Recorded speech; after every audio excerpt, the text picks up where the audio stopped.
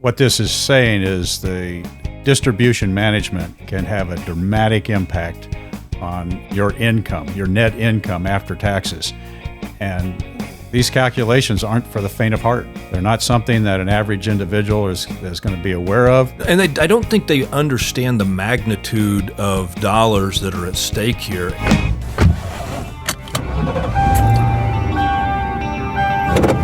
Starting your route to retirement. Hello, everybody. I'm Dean Barber, founder and CEO of Barber Financial Group. Welcome to the Guided Retirement Show. Today, we have a retiree named Ken Sokol, retired back in the early 2000s as an engineer from Hallmark.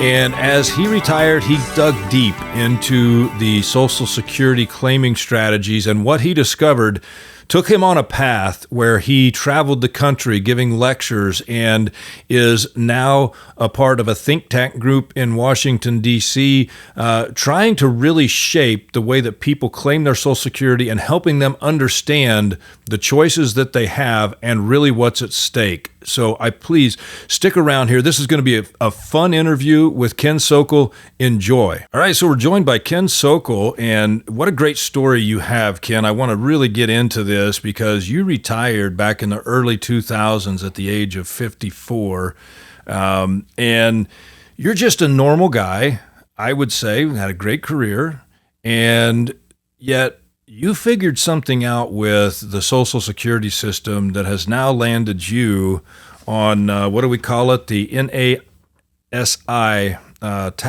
task force, which is to explain what that is, first of all, and we'll talk about what a big deal that is. Okay. NASI is the National Academy for Social Insurance. It is a think tank in Washington, D.C.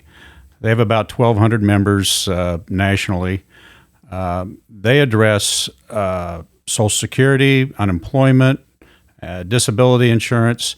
They put together scenarios that Congress can use to address those issues. They try to avoid making specific recommendations, but they just say, here's an issue, and here's a number of ways to fix that issue. And so you were invited to that group. You can't just go join. You have to be invited in, right? Correct. You have to be nominated by 2 existing members, and you go through a board review, et cetera. So it was a real privilege to be accepted. All right. So here you are now in your mid-70s, and you went from a career as an engineer for a Kansas City company, Hallmark. I think everybody in the world has heard of Hallmark. So I want you to tell the story of how in the world does an engineer that retires from Hallmark at the age of 54 get invited onto this committee. So let's start from the beginning. Go back to the late 90s when you started contemplating retirement and how you thought about it and the things that you did to make sure that you were going to be okay in retirement. Yes. Well, first I have to say that Hallmark was a great company to work for. I worked for it in the best of times. Hallmark had created a profit sharing for the employees, and I was a benefactor of that. And as I was approaching 29 years at Hallmark, I knew that I could retire financially. I had looked at the numbers and said, I can do that. I had a lot of other things in my life that I was interested in doing, and working 5 days a week, 8 hours a day was getting in my way. So, and as my transition from working to retiring, I tried to evaluate this thing called Social Security. I didn't know anything about it. I knew they'd been coming out of my paycheck, but I didn't know how it worked, what it meant for me. I got a statement every year that said, oh, your benefit's going to be this, and every year it seemed to jump up quite a bit. And so I started doing my research. I was an industrial engineer, so I was a number cruncher. I had been all my life, and that's what I did. I did strategic planning for Hallmark, and that transitioned into my retirement. So as you started looking at Social Security, you started getting a few surprises, some things that you weren't aware of, and if you weren't aware of them, probably a lot of people weren't aware of. So let's start talking about some of the things that you started seeing with Social Security that started to surprise you. Well, yes. You can start Social Security anytime between 62 and 70. Well, I was 54, almost 55, retirement, so it was a long way off. So, when do you start it? There's, every month, any month between 62 and 70. And then I found out, well, there's some spousal benefits to this, that my wife had worked part-time in nursing and she was fully retired, but there was some spousal benefits. There were survivor benefits. I couldn't figure out how to make all these calculations, so I asked to see a Social Security rep, and I had my chart, and I said, fill in my chart, please. And what did you see when he filled in that chart? You also found the delayed credits, the cost of living increases that start at age 62. So anytime you're in that delayed status, people don't realize that they start getting the cost of living increases, and they don't understand how exponential that increase can be from age 66 to age 70, or from today we call it full retirement age to age 70. So talk a little bit about those things. Yeah, the benefit at 62 is literally almost half of what it might be if you delayed to 70. But there was also this other thing that said, well, wait a minute. In 1994, under the Reagan administration, there was this thing called tax on Social Security. Well, how did that come into play? And then under Clinton, I take that back. It was 84 when it came under Reagan, and 93 under Clinton. So there were two steps to making part of Social Security taxable. So there was this factor, and I said, well, gee, I'd like to have more money that's not fully taxable than having. And so that all these things played into account, and so it became obviously very complex. All these calculations, and not for the faint of heart, but it was something. So I spent a lot of time, crunching numbers. How do I display this? How do I understand this? How does it affect me, et cetera? I had a lot of time on my hands in that early retirement years. So in addition to diving into Social Security, you also started preparing tax returns for AARP. Yes. And then all of a sudden you find this marriage between Social Security and taxation, and this whole way that Social Security is taxed, the different formula that people need to understand before they start claiming Social Security, because you can actually start to cause $1 of distribution from an IRA can also cause $1 of Social Security to become taxable. So even if you're in the 22% bracket in today's world, you could be causing 44% tax on just $1 distribution out of an IRA. And so you've got to be aware of those things, because you could actually make the right decision with Social Security. But if you don't understand the tax implications of it and how it fits into the rest of your overall income strategy, you can lose a major portion of that to Uncle Sam. Yes. Your numbers are right on.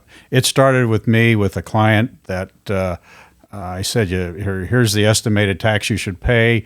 And she came back the following year and her income went up $5,000 and her taxes went up $2,000, a 40% marginal tax. And I said, I made a mistake here. Right, because at that point there was no 40% marginal rate. Yeah, right? I said, well, I made a mistake. And so I went back and crunched the numbers and I go, what is going on? So I had to bring the client back and say, well, the tax program did the correct numbers, but this is a thing that's, it's taxing Social Security that I'm not familiar with. And so my research led me to Scott Burns's article on the tax torpedo. And so I'm starting to, hey, I've got to figure this critter out. Right. That's what you're talking about is what is referred to in the tax world as the provisional income limits, right? And so just for people that aren't familiar with those provisional income limits for a married couple, I believe the number is $30,000 for a married couple, that up to 50%, and then 32, and then 44, right? 44. So if your provisional income eclipses 44,000, then up to 85% of your Social Security can become taxable, and that provisional income is made up of all taxable sources of income plus 50% of your Social Security plus any interest from tax-exempt bonds. Correct. What it doesn't include, which I think is the beautiful thing, is any distributions from a Roth IRA. That does not get included in that provisional income. So you can have as much Roth income as you want, and it doesn't cause any of your Social Security to become taxable. Exactly. What this is saying is the distribution management can have a dramatic impact on your income, your net income after taxes. And these calculations aren't for the faint of heart. They're not something that an average individual is going to be aware of. And I don't think they understand the magnitude of dollars that are at stake here. And, I always tell people when you're talking about the whole financial planning process, people are so focused on the investment return or what's going on in the economy. Those are things that are out of our control, right? But managing your distributions and properly claiming your Social Security strategies, those are well within your control. And you made a comment to me early on of how many different iterations there are that a person could come with their Social Security, and what's the difference between the best and the worst. What did you find there? Well, an individual can start at 62 or any month in between up to age 70, and their spouse can do the same thing. And then you say, well, what's the prevailing cost of living adjustment? What is the tax provisions, et cetera? And we found out there's can be a trillion iterations for a couple as far as all this claiming strategies, and some of them have been eliminated. The ability to withdraw and suspend benefits, et cetera. But all these come into play. And again, to get through all of these minutia and find out what it means for an individual, the chart that we're talking about and looking at marginal tax actually changes, morphs, depending on your amount of Social Security that you have. Right. So it's not one chart that's the same for everybody. It's almost that each individual has their own chart. It's almost like your fingerprint. It's unique to you. Exactly. And I think people want to try to say, well, let me just read a book about this and I'll figure it out myself. Or isn't there just a rule of thumb or something like that? And there's absolutely not. It is a very complex calculation that could make a difference of, maybe $100,000, $150,000, $200,000 of additional spendable money just by how you claim your Social Security and how you do the distribution planning. Exactly. I could give you some examples and go on, but some of them are very dramatic. Life expectancy is probably the most important criteria, and in this calculation of what's better. One of the other things, and I've traveled around the country lecturing to planners, and one of the things that I get into a discussion about is life expectancy. And for many of us that have worked for good companies like Hallmark cards for their career, you've had medical insurance, and take care of yourself. I think the baby boomers are going to blow away the life expectancy tables. There's no question. They're already living longer. Yes. They're already more health conscious. They're doing things that their parents didn't do to stay healthy and do it and be more vibrant at an older age. Let's talk about life expectancy for a minute, because I think here is a big mistake that gets made when people are trying to decide what they should do with their Social Security. They're thinking about their own personal life expectancy. They're not thinking about the survivor, right? And so a lot of the Social Security claiming strategy should go under the assumption that one or the of the individuals is going to live beyond what is considered normal life expectancy today, and how you claim the spousal benefits, et cetera, and when one person claims versus another will impact that surviving spouse in a big way. Let me throw out one statistic that I've come across. At age 65, there's a 50% probability that one of a married couple, one of the partners, will live to 90. Yeah. And given that, the concern can be for a lot of people is, am I going to outlive my money? Right. My resources. And if you stop and think that if a couple at age 65, that one of them will live to 90, you need to be prepared.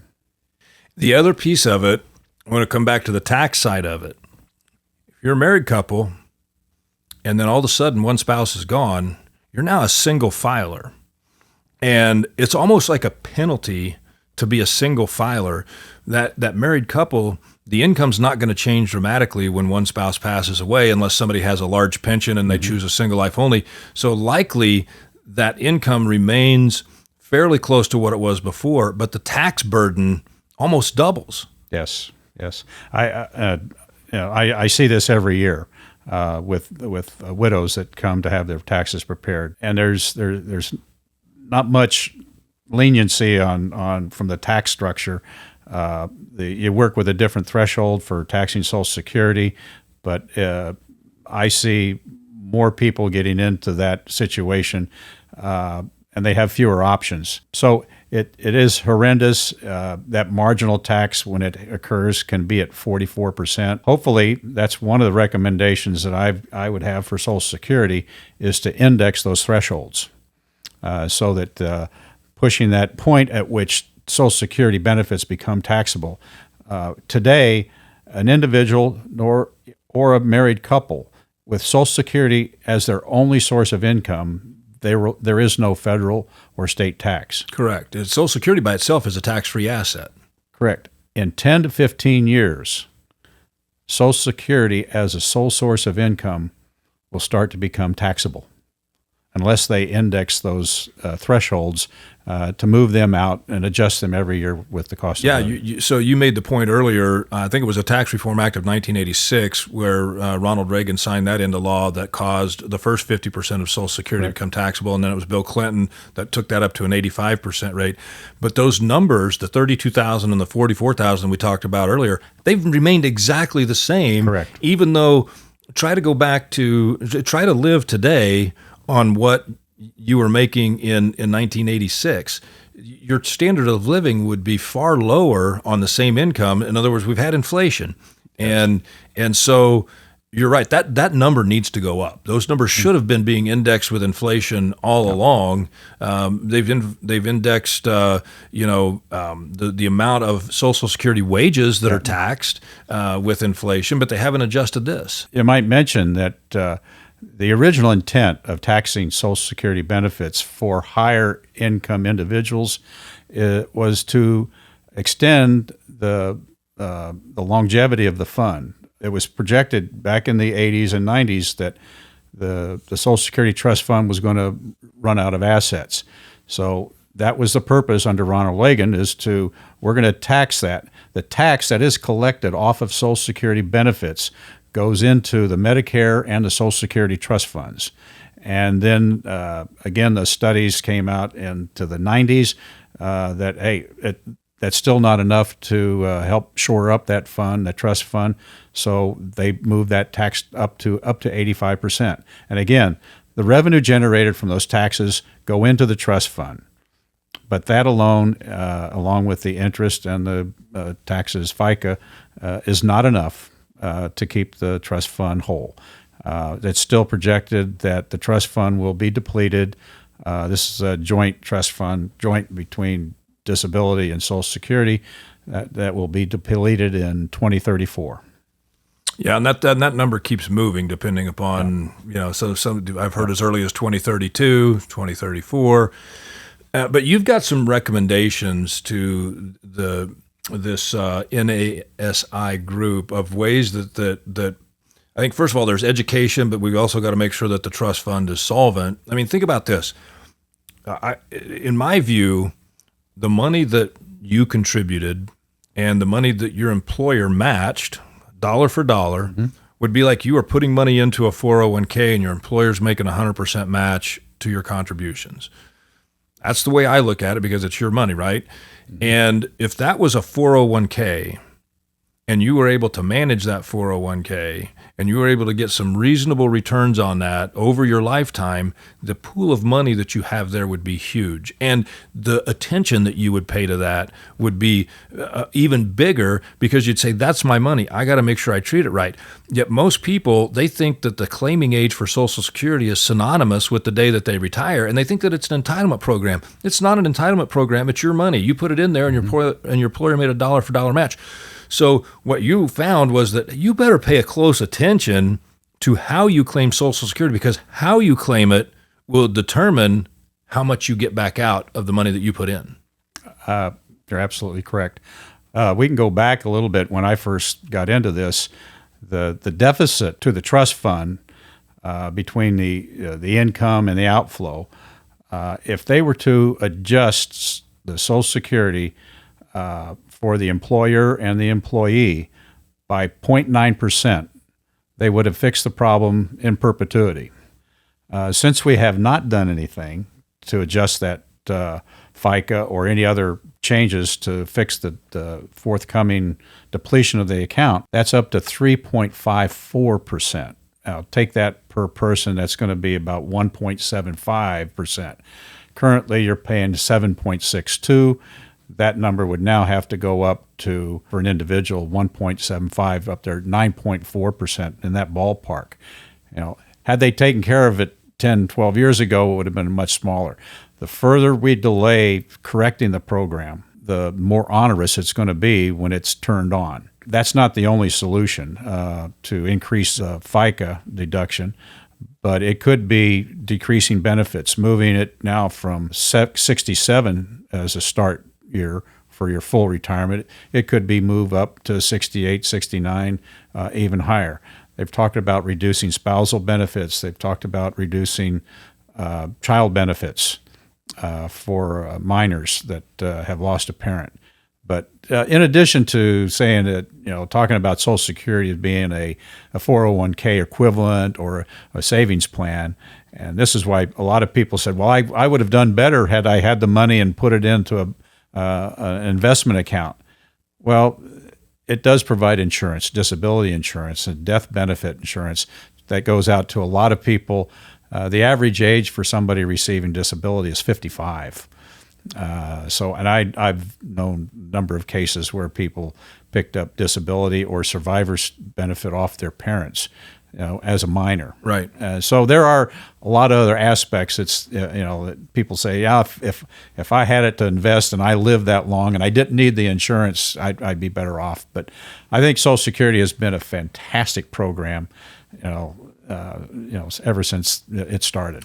I agree with you, and it's interesting because it was in 2008 when we had the Great Recession that I stepped back and I said, there's something I've missed. I haven't thought of everything in the retirement planning process.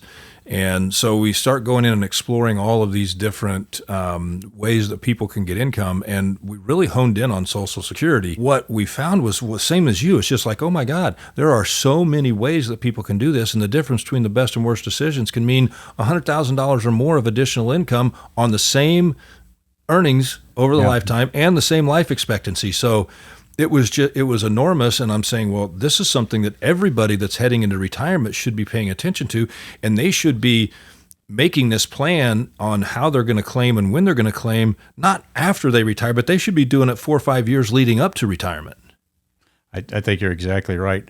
Planning in your final stages as you approach retirement to structure your accounts, to structure not much you can do with Social Security, but if you have a spouse that's maybe a non-working spouse that may have 8 years of credit, another year to put 4 more credits into the box and qualify for their own personal benefits.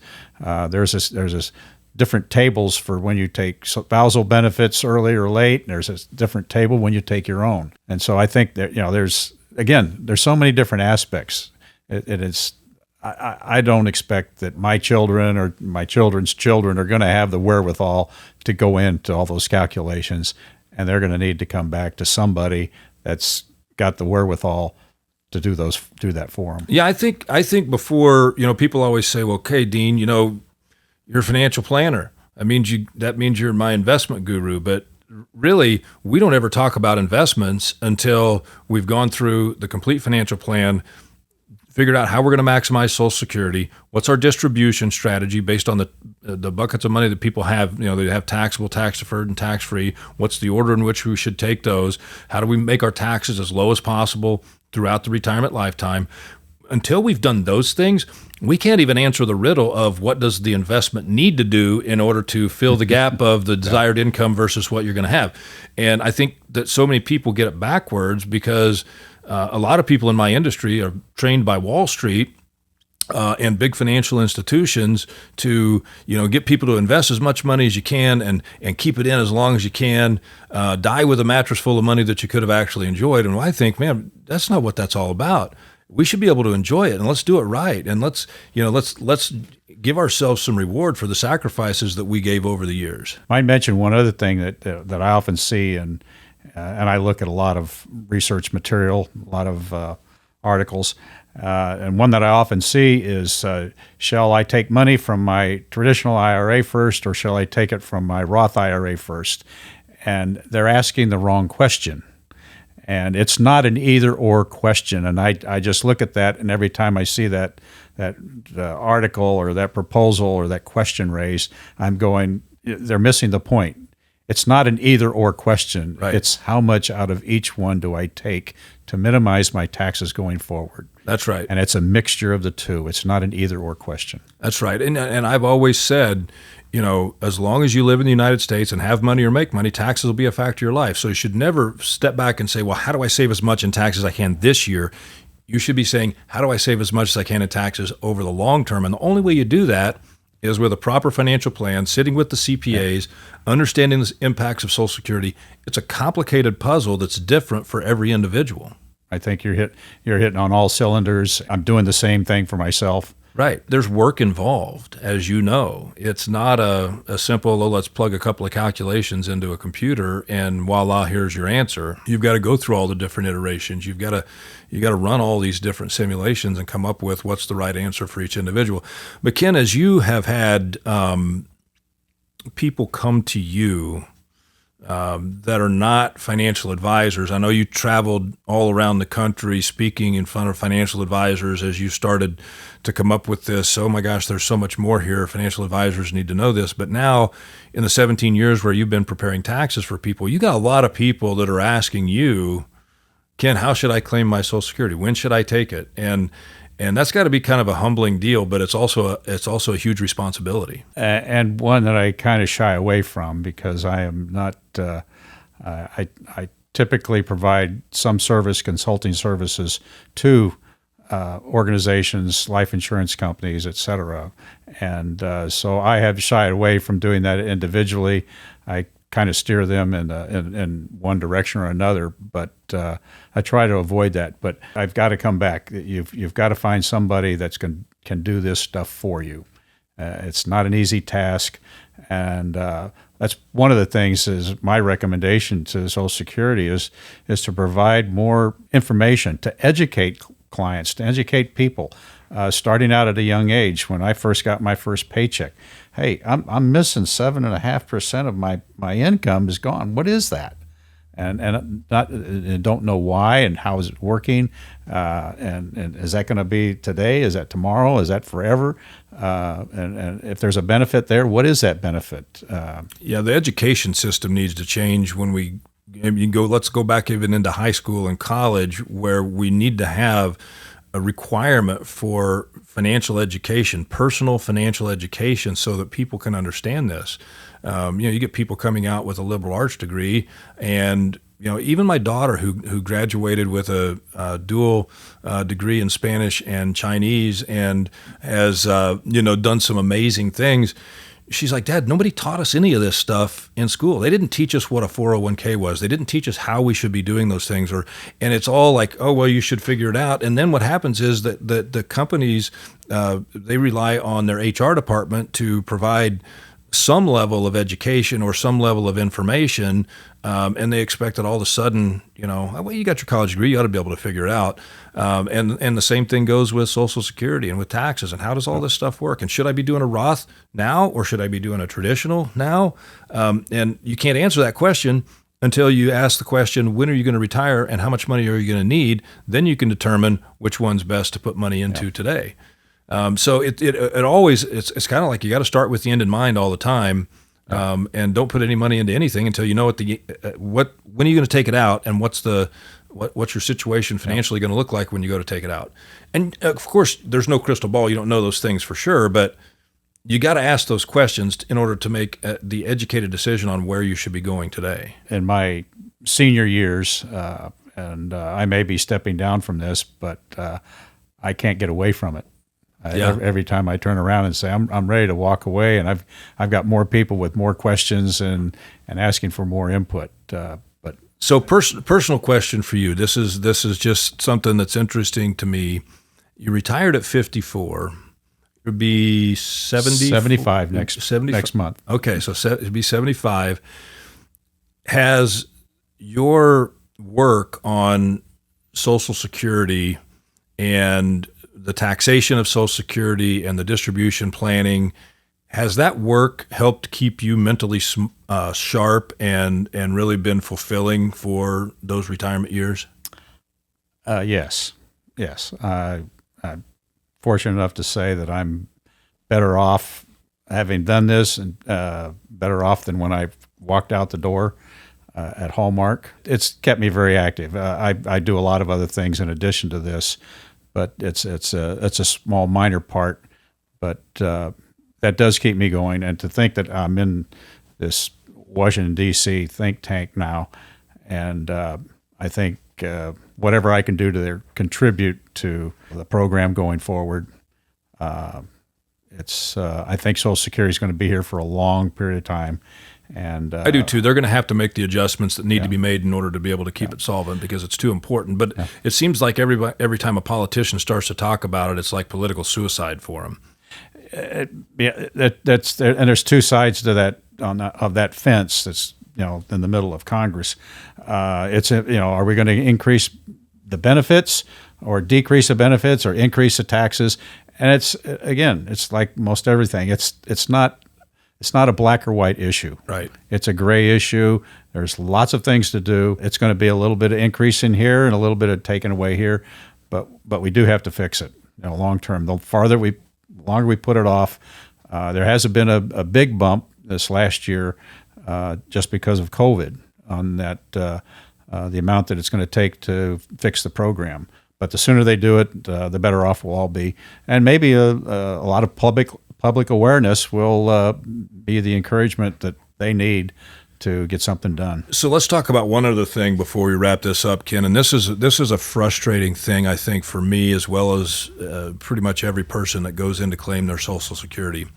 And that is that the people at the Social Security offices are not allowed to give you advice on how you should do it. They're going to give you, here's your options, you've got to choose, but they don't even give you all the options. They give you the very basic options from 62 to 70. They don't talk about the mixing of spousal benefits. They don't talk about longevity. And people, I think, are under the impression that if I go talk to somebody at the Social Security Administration, I've done my homework and now I have the right answer. What do you say to that? I've gone to the Social Security office a number of times, not just for myself, but in pursuit of more information and more details. And I've been given incorrect information and walked away knowing that I was given incorrect information. And I received a personal phone call from an agent saying, I made a mistake. I hadn't kept up with the changes that were going on, and I gave you the wrong information. And I don't know how many people I've told that to. Yeah, I've been in lectures by representatives from Social Security, and it's a plain Jane format, just explaining a little bit about Social Security, et cetera, but never talk about the delayed retirement credits or the tax structure, et cetera. And that's one of the proposals that I would make is to provide an open forum. When I've gone to lecture more recently to church groups and other groups about Social Security, I have someone in the audience that is missing out on significant amount of benefits, and I have to inform them. I said, here's the benefit that you'll be looking for, and you need to go down there. You need to request the benefit. You need to have this information. The Social Security website has a ton of information on it, and it's getting better every year. They're coming out with a new statement format that's going to provide more information, more of a what I call a staircase of my benefit at 62, 63, 64, and give you more detail. Nothing in that format is talking about the other part of the government, where it's the taxing part. So they're two different organizations. But they got to be married together for your plan, for the personal plan. They got to be married together. And so I think down the road that we need to do our due diligence. When I first got into this, my financial planner at the time that I was sharing this information with, his comment was, you need to share this information. You need to share this information. Push this out so that everybody can know about it, and know that there are some other options, and take advantage of them. And after all, it's your money, and it's just how you want to take it one way or the other. We want to do everything correctly and above board, but there's, for your own benefit, delaying this here to pick up 8% more next year. That's a pretty good deal. It's a big deal for most people. It really is. It really is. Well, Ken, I certainly appreciate you taking time to sit down and visit with us about your journey through retirement and all that you've done for the financial industry in helping to bring awareness to the Social Security claiming strategies that are out there, and why it's so important. And congratulations on your success at Hallmark and being able to retire at a very young age. And I'm happy that you've been able to have a very fulfilling retirement thus far. Thanks for being here. Thank you. I'm glad to. And maybe again sometime. Absolutely. Down the road. Absolutely. Thanks so much for joining us here with the Guided Retirement Show.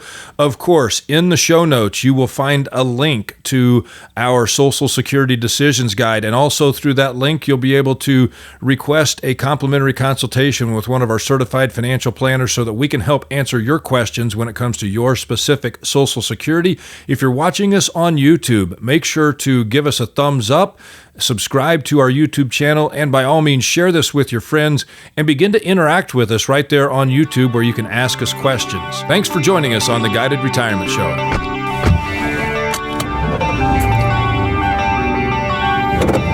Starting your route to retirement.